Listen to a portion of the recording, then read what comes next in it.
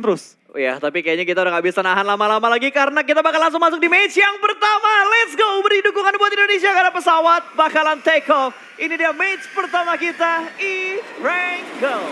Let's go. Wah, gokil.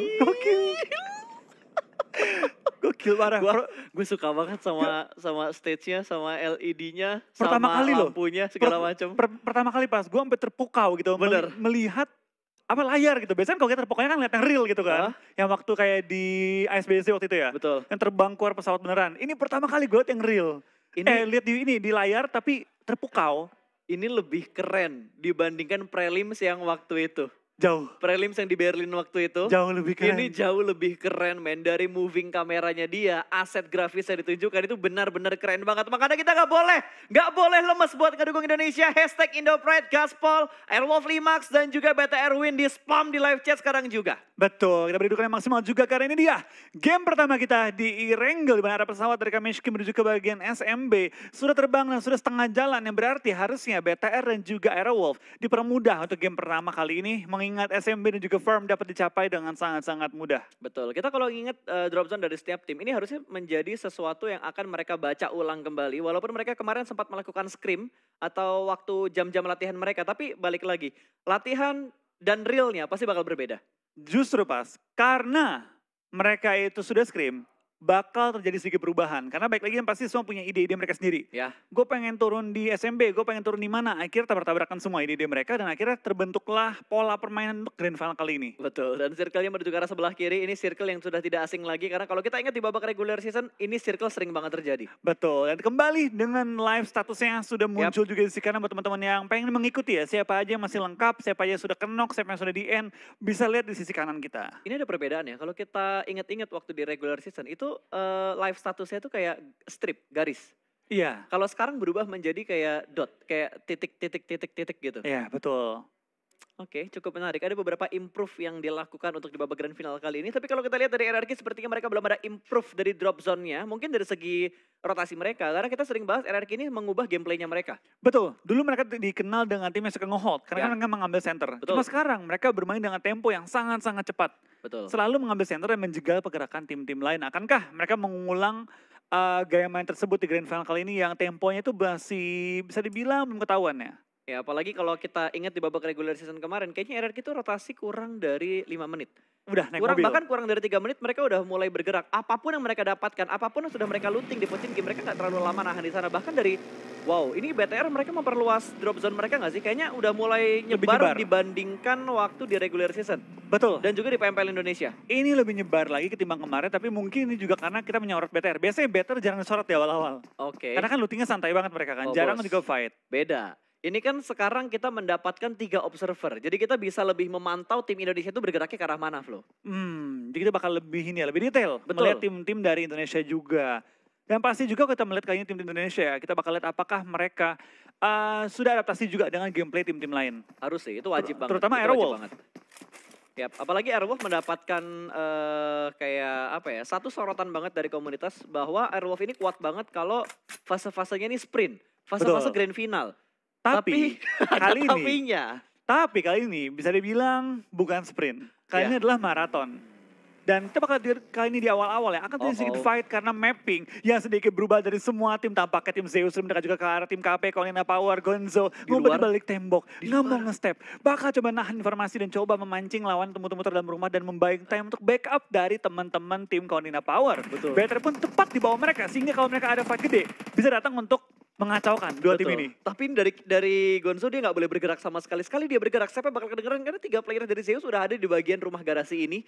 Nggak bisa bergerak kemana-mana lagi, bahkan dari Zeus, satu pemain mereka bakal dibiarkan untuk menuju ke bagian high ground. IC juga sudah mulai melakukan pergerakan dan Gonzo, dia turun dari mobilnya dan free shoot langsung kali ini. 1 orang dipulangkan kurang lebih, bahkan 2 player. Backup sedikit terlambat, front shoot kali ini hampir mendapatkan yang ketiga. Sangat disayangkan, tapi setidaknya dia berhasil memulangkan 1 player Zeus ke arah lobby. Betul, ya kita pengen lihat nih, apakah BTR bakal join the fight mengingat sedang ada pertempuran dan menjadi orang ketiga kali ini. Tapi tampaknya tidak. Dari tim KP yang nggak bisa nge-backup juga, dari BTR nggak akan follow up karena masih fokus dengan lootingan-lootingan awal dan itu merupakan hal yang sangat wajar dilakukannya. Ya tapi gue kaget banget tadi, nggak secepat itu respon dari 1 player Zeus yang nge-follow up di mana player teman mereka udah di-knock dan udah di-end. Yang gue lebih kaget pas, kan dia udah nembak, udah nge-end satu, udah ngenokin lagi satu. Yang trading masih kayak bengong nyari orangnya di mana. Betul, yang orang ketiganya ya? Iya, orang ketiganya. Berarti ini kita ngomong pas, baru mulai 5 menit, RRQ, Athena sudah ada di bagian puncak dari Gunung Kembar kali ini. Betul. Sudah menunggu pergerakan tim lain dengan kendaraan yang seadanya. Yap. Dengan satu bagi dan satu motor kayak tadi. Nggak ada dasi ataupun kendaraan-kendaraan lainnya. Ini masih minim banget karena mereka bergerak cepat keluar dari area Pochinki. Di bawah 5 menit mereka udah keluar tadi. Berarti harusnya menit keempat tadi. Menit keempat mereka udah mulai keluar dan mereka mengambil di Gunung Kembar atau Bukit Kembar yang ada di sekitar Pochinki juga. Belum terlalu jauh dari Pochinki. Berarti mereka tuh nggak sampai clear semuanya. Yap. Mereka cuma kayak, oke udah siap, cabut. Betul. Karena baik lagi sih, memang kalau main di Pochinki, PR-nya gitu pas. Gampang kelok dari arah lain tampaknya G9. Oh my God. Dengan DP, menumbangkan sang raja DP sendiri. Betul, para boy langsung ditumbangkan. Ini open field banget. Arah high ground yang begitu nikmat. Kali ini bahkan UASnya nggak berani untuk nge-follow up karena itu benar-benar area yang terbuka. Harusnya para boy bakal direlakan. Betul, tapi gue suka banget dari tim RRQ ya. Dia sengaja nggak mau nge-end buru-buru, mau nge-bait. Mau nge-bait dia nge-revive temennya. Betul. Dan ternyata dari tim Nova Escape ya, nggak terbait dan mereka milih untuk pindah posisi, cari yang aman baru nge-smoke. Tapi nge-smoke pun resiko kalau dia mau coba baru mau revive. gue bahas. Nekat banget loh mereka kalau misalkan masih mau buat nyelamatin para boynya. Smoke setup sudah mulai dikeluarkan. Kali ini Jimmy juga bakal nge-follow up dari batu sebelah kanan. Ditambah lagi satu setup smoke. Bakal bergerak kali ini belum pertembakan dari G9. Masih di bite. Sekarang bakal turun dan langsung di-spray. Damage-nya masuk 10 damage tadi dari peluru yang keberapa gue gak tahu yang dikeluarkan sama G9 kali ini. Masih ada tapping through the smoke juga. 26. Itu damage yang jumlahnya sama 26. Betul, apakah bisa kabur kali ini? Karena dari para boy dan juga Jimmy bakal langsung melakukan healing dengan cover dari asap ya. Dia bakal coba bikin asap yang setebal mungkin untuk coba mencari posisi untuk kabur. Tapi G9 terus nembak, datang lagi force tambahan. Ini pede banget. Gila banget men, backup positionnya bagus banget dan lolos. Mereka lolos semuanya. 3 playernya bener-bener selamat dari arah tengah jalan itu. Gue terbuka ya. Sangat. Mungkin kelihatannya itu hal simple. Betul. Cuma nge-smoke, cuma nge-revive, cuma ngebantu. Tapi PD-nya mereka, ini bukan klasik guys. Betul. Ini bukan klasik. Yang orang tuh bisa bilang nothing tulus. Ya. Ini grand final dari kejuaraan dunia PMGC. Berani nge-revive di open field, bermodalkan 2 bagi dan 2 asap.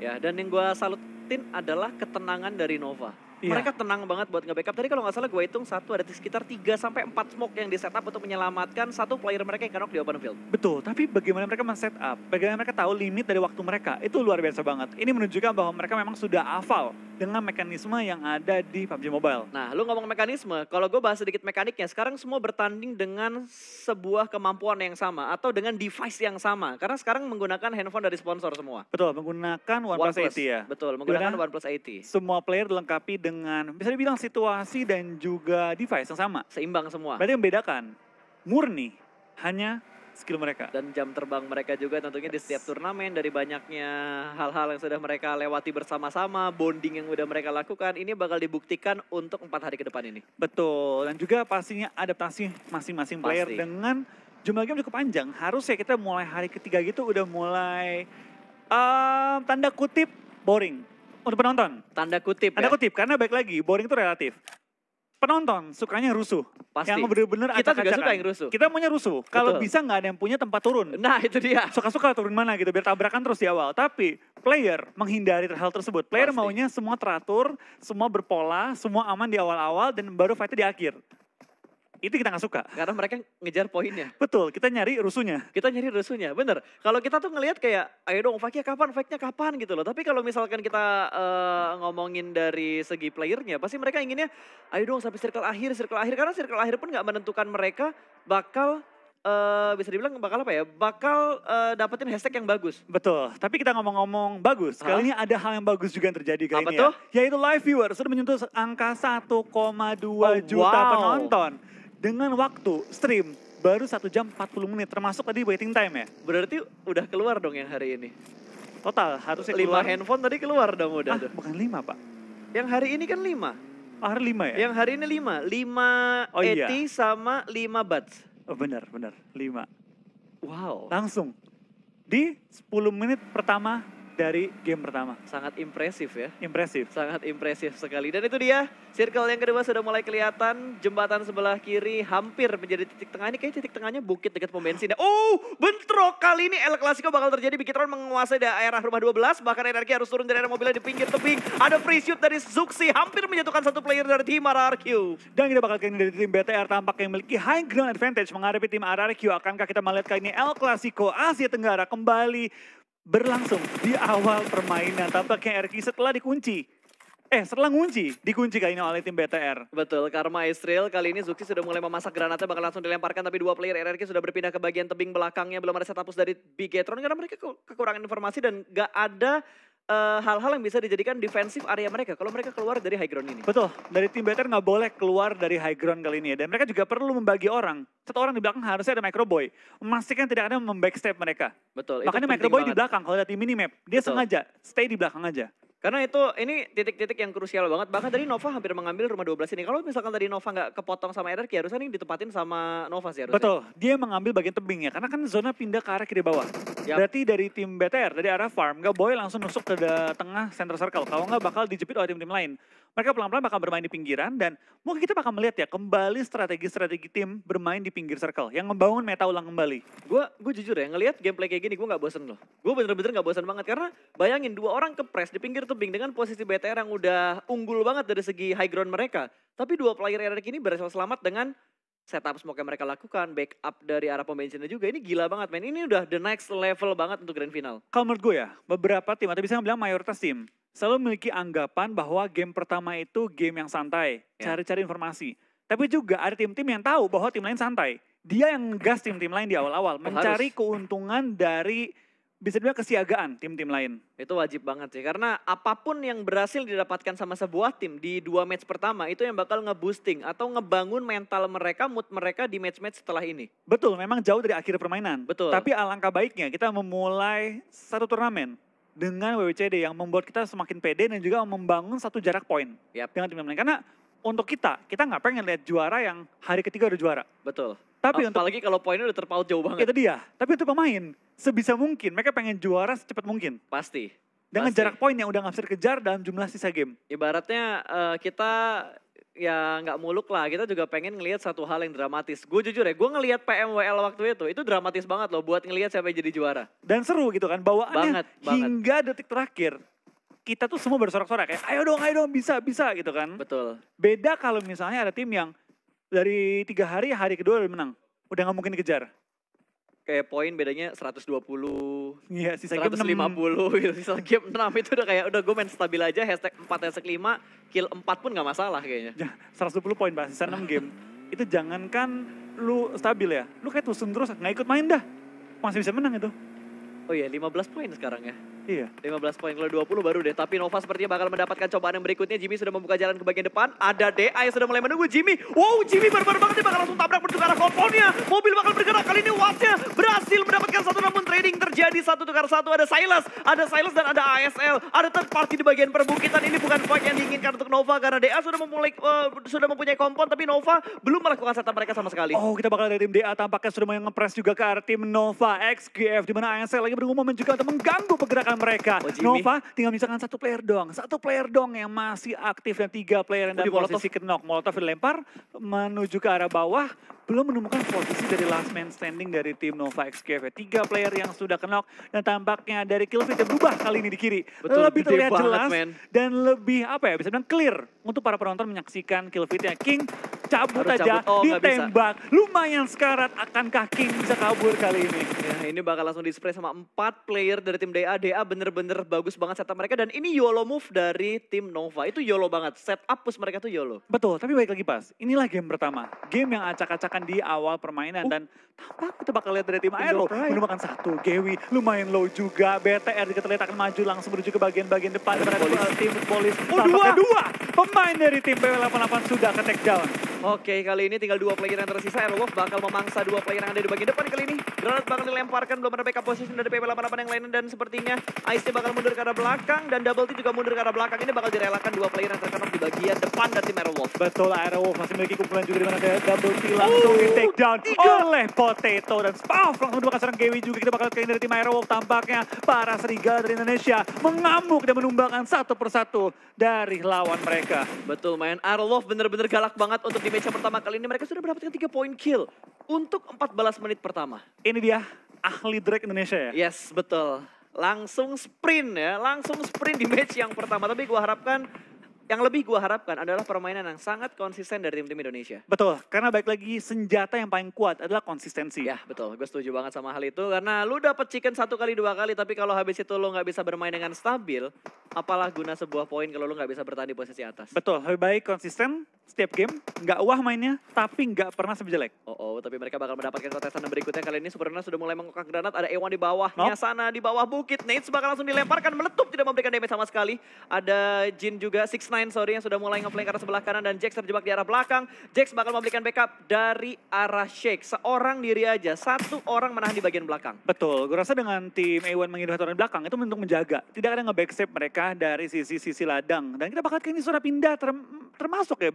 Aerowolf yang harus pindah posisi juga dengan A1, pindah ke sisi kiri, perbukitan juga. Dan tampaknya 1 jatuh, Dante dalam posisi knock. Kita bakal lihat dari tim Aerowolf tampaknya perlu meng-clearing sisi belakang. Kalau mereka pengen mendapatkan sisi depan yang enak juga kali ini. Lempar bom terus juga ke arah lawan mereka. Dan Nare mengumpulkan kill tambahan lagi. Aerowolf 4 kill di awal permainan. Gokil, 6ix9ine juga udah mulai terjebak. 1 orang di bagian kanan, Sinister juga terjebak di arah sebelah kiri. Kali ini ada Smoke yang bakal dilemparkan Nades oleh seorang Potato. Dilempar lagi, menukik tajam menuju ke bagian lower ground. Tidak mendapatkan apapun, tapi ada 10 damage yang masuk dari menuju ke arah seorang Sinister. Bakal ada spray through the smoke. Potato belum mendapatkan hit marknya ke arah Sinister. Sinister bergerak menuju ke arah mobil. Dan di sisi yang lain ternyata Nades-nya berhasil menjatuhkan 2 player dari Corina Power. What a nice play. Betul, kita bakal dari tim KP hanya bermodalkan 1 shot kecil. Dan tampaknya A1 dengan 3 anggota mereka sudah menjaga ujung circle berdempetan dengan tim Aerowolf. Tapi kalau ngomong high ground advantage, dimenangkan oleh Aerowolf. Tapi Super Una perlu diselamatkan segera juga. Di mana Footballis bakal langsung pindah posisi juga.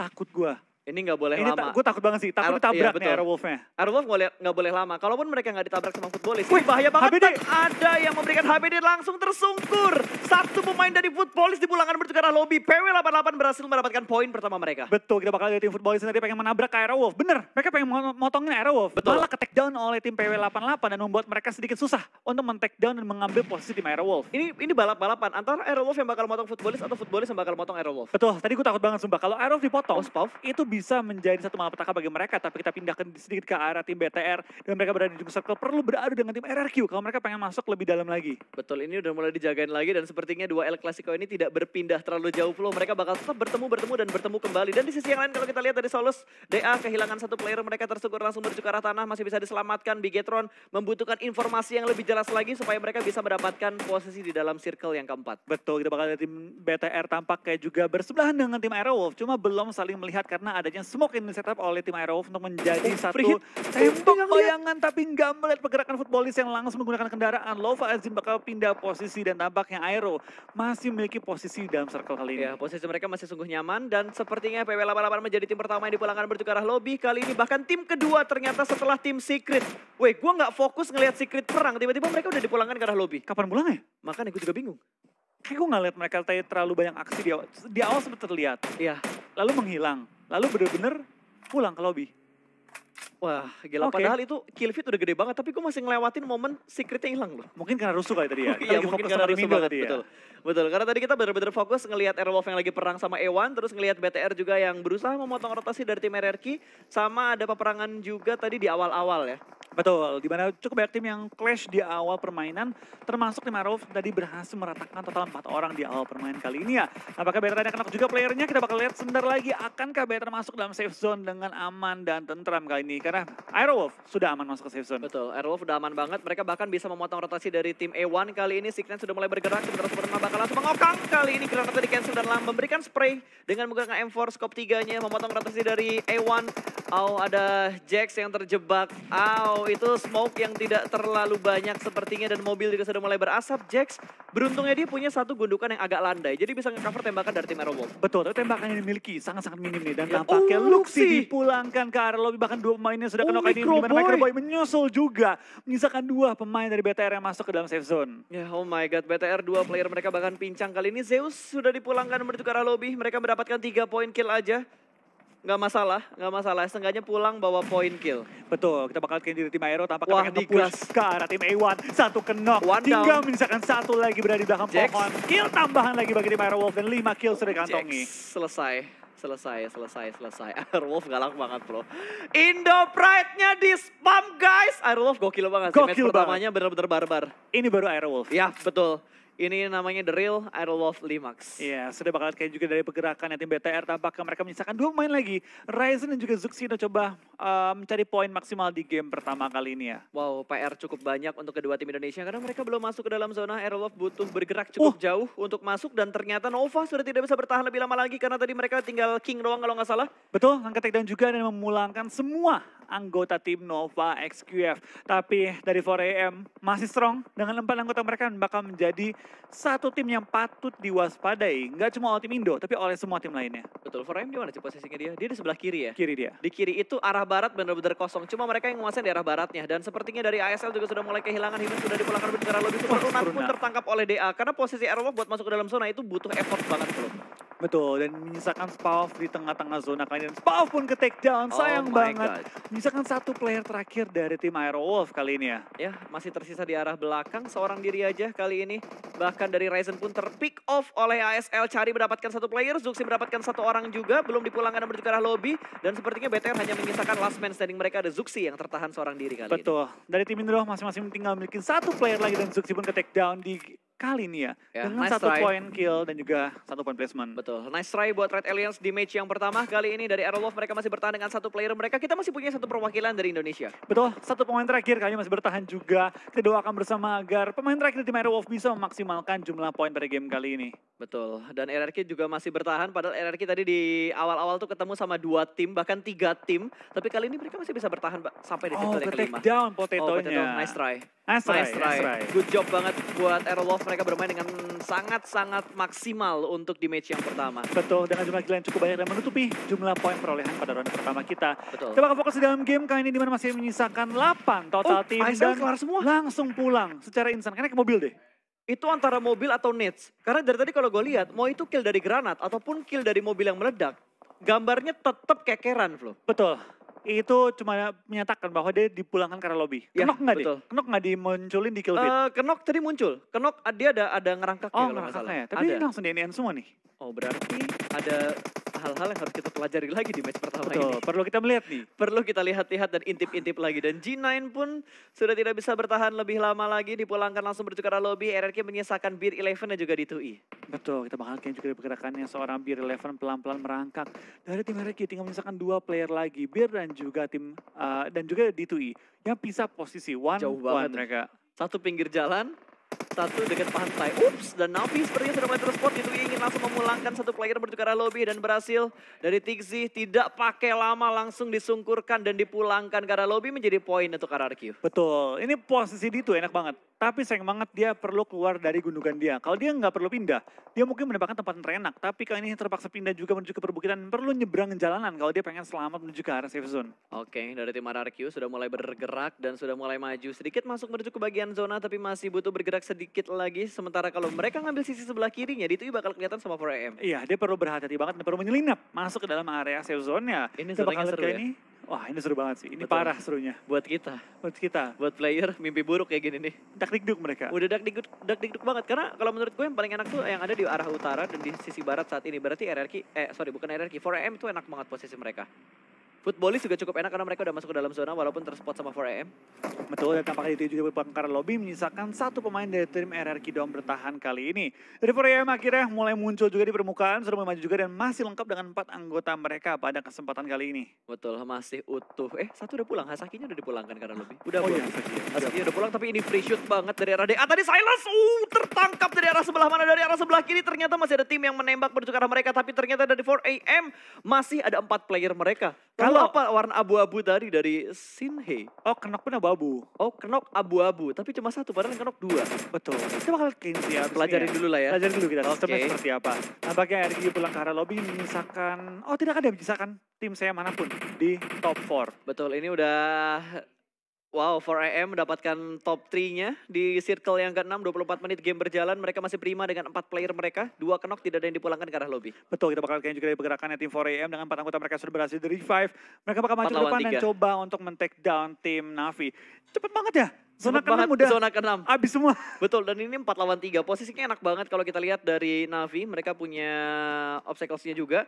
Tapi kalau misalkan circle-nya ngedonat, ini nggak enak buat kedua tim ini. Lebih nggak enak buat Navinya sih. Betul, Karena kan? dia harus nyebrang jalan dan itu open field. Kecuali pindah ke bagian dia.